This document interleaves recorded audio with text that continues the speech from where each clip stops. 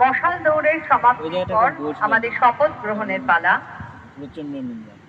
মাননীয় উপাচার্য মহোদয়, প্রধান অতিথি, বিশেষ অতিথি এবং বিশিষ্ট জনেরা অপেক্ষমান।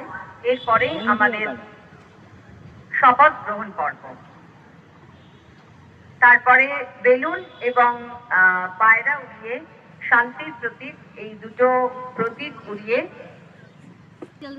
টিম লিডার যারা আছো তোমরা ফ্ল্যাগ নিয়ে প্রতিযোগিতায় ফ্ল্যাগ নিয়ে তোমরা ডাইসে এসো, যেখানে যেখানে ওর টেকিং হচ্ছে।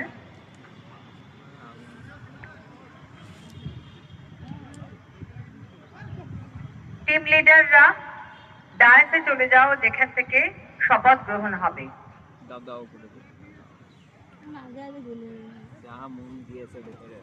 প্রতিযোগী এবং কলেজের প্রতিযোগী যারা আছো, প্রতিনিধিরা, তারা শপথ গ্রহণের যে মঞ্চ তার সামনে চলে যাও। প্রতিযোগীদের মধ্যে ইতিবাচক বার্তা দেওয়া হয় এর মাধ্যমে। শুধুমাত্র জয় পরাজয়ই প্রতিযোগিতা সীমাবদ্ধ নয়, এই শপথ সম্মানের সাথে খেলার প্রতীক। শপথ গ্রহণ